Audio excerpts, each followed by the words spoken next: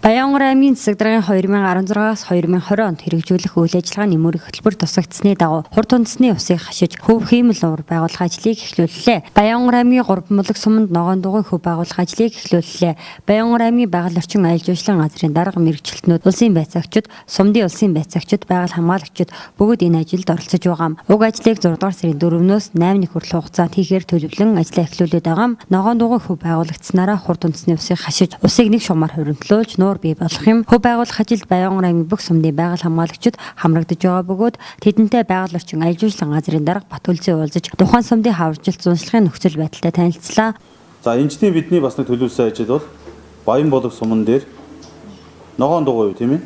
Энэ газар бид нар бас одоо ууланд буусан одоо өвөл аврын цаг дахиад засаараад хоримтлагдсан ус одоо буугаад бас тийм хоримтлагдах тийм одоо ажлыг хийн. Тэгэхээр энэ ажил маань бас өнгөрсөн жилийн хийсэн ажлыг бодвол бидний энэ жилийн ажлууд арай өөрмөц. Ер нь бол усрахаг одоо зун гэдэг юм уу одоо бороо засны үйлрэл ихтэй үед ус хуримтлагдах ийм боломжийг бас нээж тэнд нэг тийм ажил хийж байгаа гэдгийг бас ойлгоод тэгээд очиод ерөнхийд нь бас бүгдөө мэднэ. За нодныгийнхаа ажлыг бол бүгдөө хийсэн учраас бол энэ жил ямар ажил хийж байгаа гэдгийг гадарлаж байгаа учраас бэлтгэлтэй байгаа. За очиод ерөнхийд нь хүмүүс хариуцаад тодорхой хэмжээний 3-4 групп болгоцсон байгаа учраас ямар нэгэн ажил дээр одоо очиод одоо хүн одоо сул үлдэж янзраас бол гарна гэсэн ойлголт байхгүй. Хариуцсан ажилтай байгаа.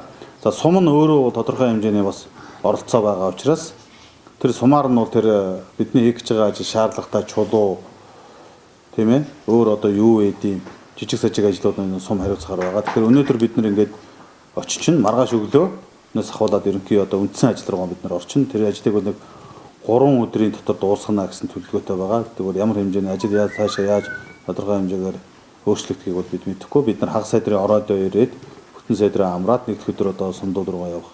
Ийм одоо төлөвлөгөөтэй байж байгаа. Тэгэхээр ер нь харьцангуй бид нар бага зардлаар тодорхой хэмжээний ажлуудыг хийж байгаа. За өмнө говьтой ойролцоо байгаа сумдууд өмнө говь явж исэн хүмүүс мэдж байгаа бах.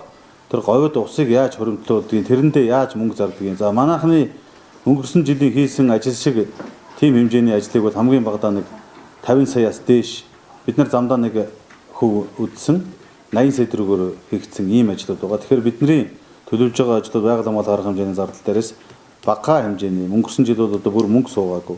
Энэ жилд одоо нэг 8 сая төгрөг суулсан ийм ажлыг бид хийх гэж байгаа.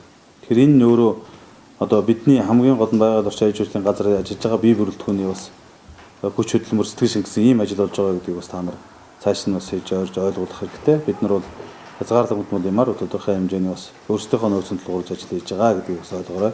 Мөн сумдаас ирсэн байгаль орчны байцаагч байгаль хамгаалагчдын ажлын талаар ярилцаж тэдний санал хүсэлтийг сонсохын зэрэгцээ Баян болог сумын хөв байгуулах ажилд идэвхтэй оролцохыг үүрэг даалгавар болгож хөдөлмөрийн аюулгүй байдлыг ханган ажиллах, урьд хичээлийн туршлага дээрээ тулгуурлан сайн ажиллахыг хүслээ. Өнгөрсөн жил Баянгар аймгийн байгаль орчин аялал жуулчлалын газрын хамт олон Шинжин сумын ихэн голын толь болгийг төшөглөн хуучин цооногийг ашиглан 270 м урттай далд шугамаар шалруу ус гаргаж хиймэл нуур байгуулсан байна.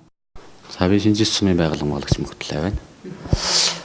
17 оны 5 сард манай байгаль орчныхан манай сумын ихэн гол орчинд манай сумаас нэг 170 км яваад толь болог гэдэг нэг артези ус биш даралтай ус. Тэр нэг 80 хэдэн онд гарсан ус зүгээр тэр их авдаа шингээд нэг жижигхэн баян бүрд үүссэн байсныг наадалтай их том шалтай л да. Тэр шал руу усын татаад гэт нь бол том нуур байгуулах зорилготойгоор тийм хөв байгуулах ажил хийгдсэн. Тэнд бол бид нэг 30 хэдүүлээ очиод нэг 7 хоног орчим нэлээ хүнд нөхцөлд ажилласан. Манай тэнд маш халуун байсан. Тэгээ тэр хүмүүс маань үр дүнтэй байгаа. Нодны шал руугаа нэлээд том хэмжээний хөв тогтоод тэнд дотор бас зэгс мэгс ургаад өрхөн баян бүрд олмоор шинжтэй ус харин өвөл хөлдөөд усан тасарцсан байж байгаа. Тавар бид нэр сумынхаа байцаагч 2 байгаль хамгаалагч нь гурлаа очиод тэнд нь хон жимжүүд бүх сувг шуудуугаан сэргийгээд засвар хийгээд ирсэн. Одоо бол хэв явсаж байгаа. Баянгар аймгийн байгаль орчин аялал жуулчлалын газар одоо Баянгар аймгийг хөгжүүлэх 2018 оны үндсэн чиглэлд тусгагдсан Баян болог сумын ногоон дугуйд одоо хөв байгуулах ажлыг одоо 2018 оны 6 дугаар сарын 4-өөс 8-ны хооронд хийж гүйцэтгэхээр ингээд бэлтгэл ажлыг бүрээ хангаад байна. Одоо ингээд хөв хийх газар руугаа хөдөлгөж байна.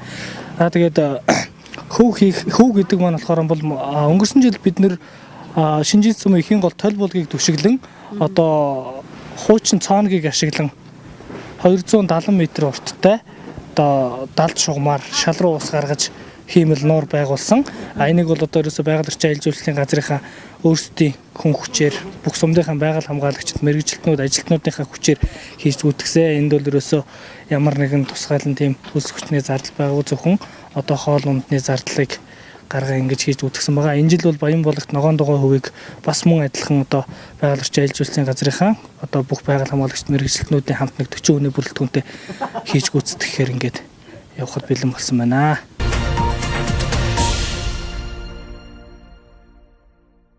2017 онд Баянгар аймаг 300 гаруй сая төгрөгөөр өөрийн аймгийн малгүй 100 өрхийг 7662 толгой малаар малжуулах төслийг эхлүүлсэн билээ. Тэгвэл энэ жил буюу 2018 онд эхний ээлжинд 60 өрхийг 350 сая төгрөгийн санхүүжилтээр малжуулахар болоод байгаа. Энэ тухайга аймгийн засаг дарга Бачиргал мал маллах сонирхол бүхий хүсэлтэд ирүүлсэн малчтай уулзах үеэрээ тодорхой мэдээлэл өглөө. Энэ онд малжуулах төсөлд хамрагдуулж өгнөх хэмээн 153 өрх өргөдөл мэдээлэл ирүүлээд байгаа юм байна. Эдгээр өрхүүдэд аймгийн хөдөлмөр халамжийн үйлчлэгээний газар нийгмийн бодлогын тодорхой шаардлага үнэлгээ хийж эхний ээлжинд 60 өрхийг сонгох ажээ. Эдгээр 63 өрхтэй аймаг тодорхой зүйлүүдийг тусгасан гурвалсан гэрээ байгуулах юм. Гэрээнд малчид төсөлд хамрагдан малжаад хөдөө орон нутаг руу гарсан бол иргэн аймгийн төв рүү нүүж орж ирэхгүй байх. Тус өрх сургууль цэцэрлэгийн насны хүүхдүүдэд тухайн сум орон нутагтаа шилжүүлэн авч сургах, сум багийнхаа үйл ажиллагаанд идэвхтэй оролцож бэлчээр дээлтэй ажиллах зэрэг зүйлүүдийг тодорхой заажээ. Байгуулсан гэрээний хүрээнд төсөлд хамрагдсан малчид 2 жилийн дараа иргэн төлөлтөө хийх юм.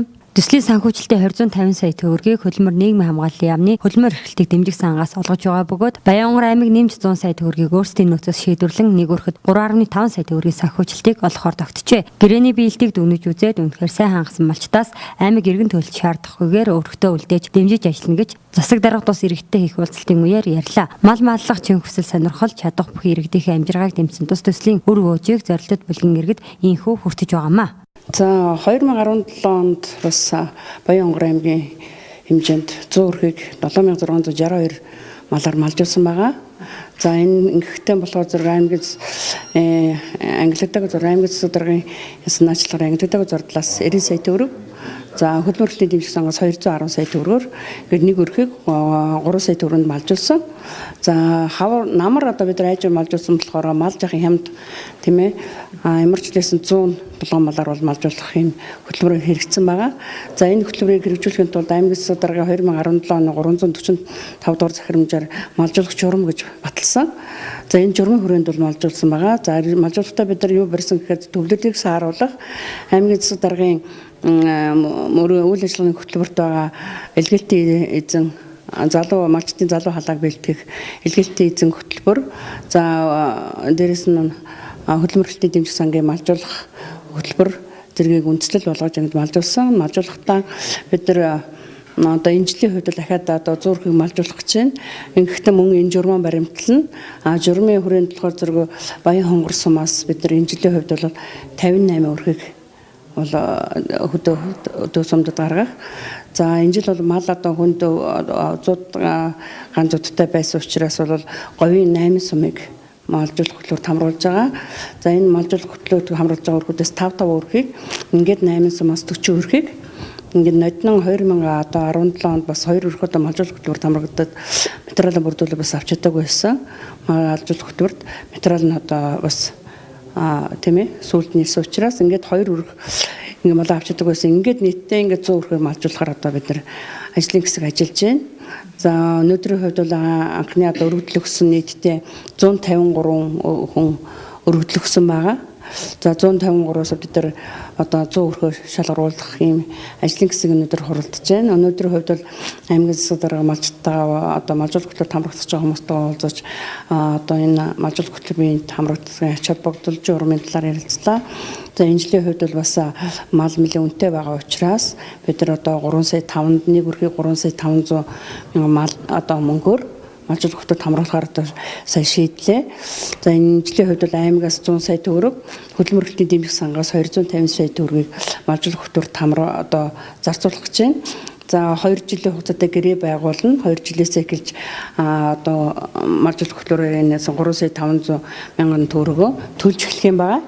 За ингээд төлж одоо 2018 онд мөн бас малжуулах хөтөлбөр хэрэгжүүлэхдээ 2017 онд малжуулах хөтөлбөр хамрагдаад хүмүүсээс эргэн төлөлтийн одоо тэндээс бол бид нар малжуулна. За одоо 2017 онд малжуулсан айл өргөдөр бол аймгийн хөдөлмөрийн зөвлөл хөдөлмөр халамж үйлчлэгээний газар хөдөлмөрийн хэлтээс сумын одоо малжуулах хөтөлбөрийн ажлын хэсэг байгаа. Эднэртэй хамтраад 2018 оны 7 сард багтаж бид нар өмнөх оны малжуулах хамрагдсан өргүүдийнхээ мониторинг хийхээр одоо ингээд төлөвлөж байна. Үнэхээр одоо мал нь үнэхээр малаас сайн маллаад малжуулах хөтөлбөр хамрагдаад явж байна уу? Зарим нь одоо хаа явж байна те.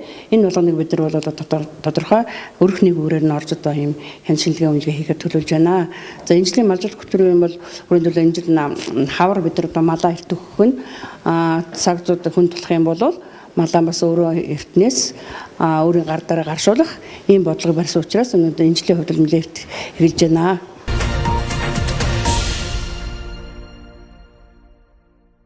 Халдварт бус өвчнөөс урьдчилан сэргийлэх хөгжлийн бэрхшээлтэй иргэдийн эрх нийгмийн тэгш байдлын талаар ойлголт мэдлэг олон нийтийн дунд төдийлөн хангалтгүй байдаг. Иймээс иргэд байгууллагуудын хандлага ойлголтыг сайжруулах зорилгоор сэтгүүл чөлөөт уран бүтээлчдийн дунд шилдэг бүтээл шалгаруулах хуралдааныг аймгийн иргэдийн төлөвчдийн хурал нийгмийн даатгалын хэлтэс Дэлхийн зүүн Баян 2 орон нутгийн хөгжлийн хөтөлбөр хөгжлийн бэрхшээлтэй иргэдийн нэгдсэн төвөд хамтран зохион байгууллаа. Тус шилдэг бүтээл шалгаруулах хуралдаанд орон нутгийн телевизүүд болон чөлөөт уран бүтээлчд амжилттай оролцож өнгөрөх өдөр аймгийн иргэдийн төлөвчдийн дарга Отгон Баяр нийгмийн даатгалын хэлтсийн мөнх хотноороос шилдэггүй шагналаа гардаж авлаа. Аймгийн иргэдийн хурал гэмтрээс урьдчилан сэргийлэх ажлыг зохицуулах зөвлөл.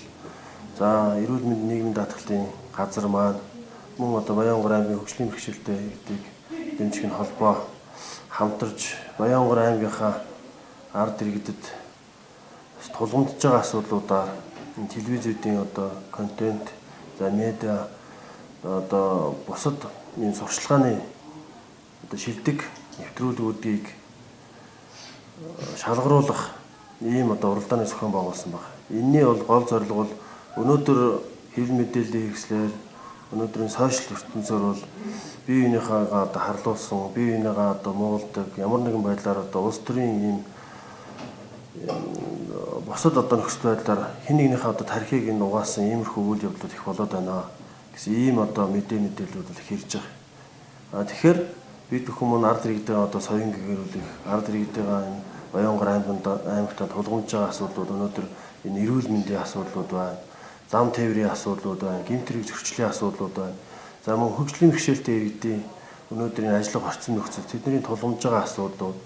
За тэгээд хавдар төвчөнтэй тэмцэх чиглэлийн маш олон чиглэлийн юм тулгамдж байгаа Баянгор аймагт одоо цаашаад анхаарах, энэний чиглэлээр бол хүн болгоны сэтгэл санааг бол анхаарлыг хандуулах. За тэгээд бусад одоо төрийн байгууллагууд, за хувийн гишэл бизнесийн байгууллагууд руу одоо хандаж энэ чиглэл рүү олсон хөрөнгө оруулалтуудыг татах чиглэлийн зорилго өгөхийн телевизийн нэвтрүүлгүүдийг одоо бий болгож цаашдаа одоо энийг дэмжиж хэдэн талаасаа одоо үр дүн гаргаж ажиллах ийм л одоо зорилготой ийм ажлуудыг зохион байгуулсан байна. Тэгээ манай одоо эрүүл мэнд нийгмийн даатгалын энэ газар маань бол энэ тэмцээн уралдааныг бол одоо болцлон зохион байгуулж бид бүхэн дээрээс дэмжлэг үзүүлээд өнөөдөр ингээд дүнгийг гаргаад манай одоо шилдэг энэ телевизийн нэвтрүүлэг шалгарсан энэ телевизүүдэд одоо шагналыг гардуулах юм ажиллагаа байгаамаа. Тэгээд шагналыг гардуулж өгөө. Уралдааны телевизийн нэвтрүүлгийн төрөл 1-р байрыг Баянгор телевизийн бэлтгэсэн иргэдийн цаг, 2-р байранд Мазалаа телевизийн эрүүл мэндийн цаг, 3-р байранд Мазалаа телевизийн ороод гарын нэвтрүүлгүүд орсон бол шилдэг сошиал медиа төрөлд 1-р байранд Улаанбаатар хотоос оролцогч чөлөөт уран бүтээлч, 2-р байранд Баянгор телевизийн хөгжлийн бэрхшээлтэй иргэдийн эрх үүрэг, 3-р байранд чөлөөт уран бүтээлч Баатар хүүгийн замын хөдөлгөөний дүрэн бүтээлүүдээр эхний байруудад шалгарчээ. Уг уралдаанд дэд 20 гаруй бүтээл ирсэн ба Улаанбаатар хотын мэрэгжлийн уран бүтээлийн Промедиа студ уралдааныг дүгнэлтшүүлтийг хийжээ.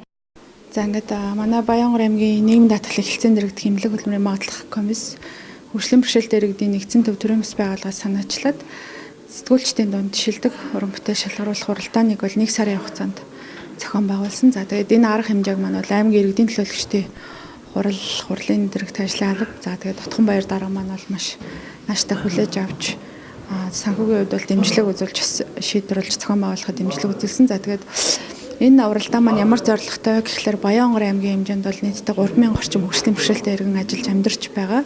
За тэгээд эдгээр иргэд маань бусад эрүүл хэрэгчтэйгээ адилхан нийгэмд бол хөл нийлүүлээ алхаж ажиллаж амьдарч байдаг. Тийм учраас эдгээр иргэд маань энэ бэрхшээлийг мэдрэхгүйгээр ямар ч ялгуурлан гадуурхаг өгүүлэлгүйгээр ажиллаж амьдрах нөхцөлийг бүрдүүлэх нь бол төрийн болон төрийн бас байгууллага бол нийт ард иргэдийн бол үүрэг болж олон улсад бол явдаг.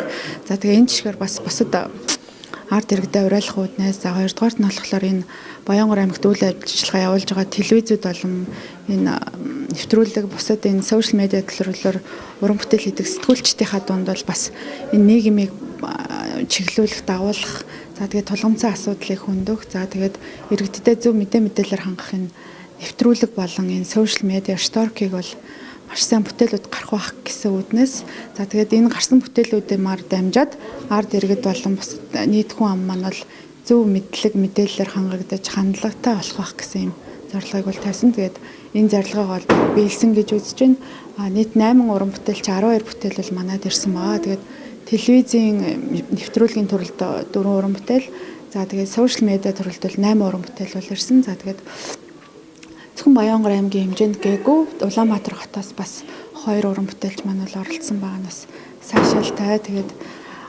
энэ уралдааныг зарласнаар бас энэ манай сэтгүүлч уран бүтээлчд манаас уран бүтээл нь улам чанаржиж өөрсдийнх нь чадвах нэмэгдэж нэвтрүүлгүүдийг хийх энэ хүсэл эрмэлзлийг бол төрүүлсэн гэдэгт бол найдаж байна. Тэгээд энэ уралдаанд маань идэвхтэй оролцож бас амжилт гаргасан нийт сэтгүүлч уран бүтээлчтэй талархал илэрхийлье.